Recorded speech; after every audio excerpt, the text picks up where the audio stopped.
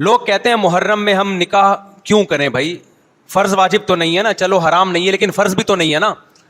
لوگ یہ بھی کہتے ہیں. دیکھو جب قرآن نے کسی چیز کو حلال قرار دیا ہو نا, تو قرآن اس کو پسند نہیں کرتا کہ آپ عملاً اس کو حرام کر دو. دیکھو مشرکین مکہ کیا کرتے تھے, بتوں کے نام پہ جانور چھوڑتے تھے, پھر ان کا گوشت نہیں کھاتے تھے. اللہ نے فرمایا کہ تم نے ایک خدا کی حلال کردہ چیز کو کیسے حرام کر دیا تم نے. نبی صلی اللہ علیہ وسلم نے قسم اٹھائی میں شہد نہیں کھاؤں گا. آپ نے فرمایا لما تحرم ما احل اللہ لک, اے نبی جو چیز اللہ نے آپ کے لیے حلال کر دی آپ کیسے اپنے اوپر حرام کر رہے ہیں.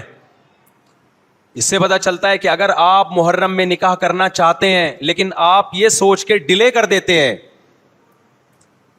کہ بھائی اس مہینے میں لوگ نکاح کو برا سمجھتے ہیں, تو یہ ڈیلے کرنا آپ کے لیے ناجائز ہوگا. کیونکہ لما تحرم ما احل اللہ لک, اللہ نے جس چیز کو تمہارے لیے حلال کیا تم نے کس دلیل کی بیس کے پر اپنے اوپر پابندی لگائی ہے اس پر.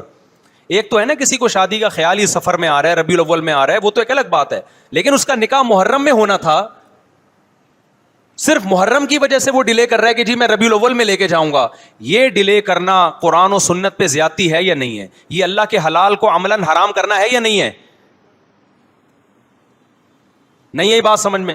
پھر اگر کوئی شیعہ آپ سے کہتا ہے کہ بھئی آپ ہمیں چھیڑنے کے لیے یہ کام کر رہے ہو, آپ بولو نہیں بھائی ہم آپ کو چھیڑنے کے لیے نہیں کر رہے, آپ کا مسلک ہے, آپ اس پر عمل کریں, ہمیں اس پہ کوئی اعتراض نہیں ہے. لیکن ہم کس کے پر عمل کریں گے؟ ہم اہل سنت والجماعت ہیں. کتنے صحابہ ہیں, خود نبی کی نکاح محرم میں ہوا ہے. اور ویسے بھی ہمارے ہاں شہادت ایک منحوس عمل نہیں ہے, شہادت ایک مبارک عمل ہے. 10 محرم پہلے سے فضیلت والا دن تھا, محرم پہلے سے فضیلت والا مہینہ تھا.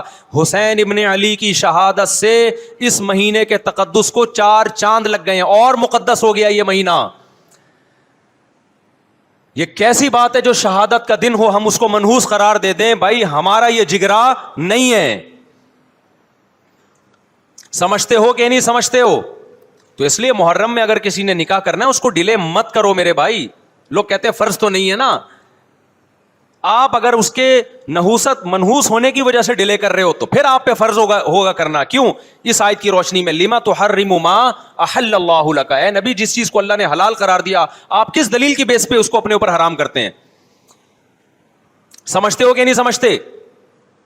تو اسی طرح یہ جو باقی کام محرم میں ہو رہے ہیں, مرثیے سن رہے ہیں لوگ, نوحے سن رہے ہیں, رکشے والوں نے بھی لگائے ہوئے ہیں, تو بھائی شیعہ حضرات کا مسئلہ کہ ان کو کرنے دو, آپ یہ عمل مت کرو. اگر آپ سنی ہو تو پھر اہل سنت والجماعت کے ہاں میتوں پہ رونے کے مرثیے یہ جائز نہیں ہے, کیونکہ اس سے غم بڑھتا ہے.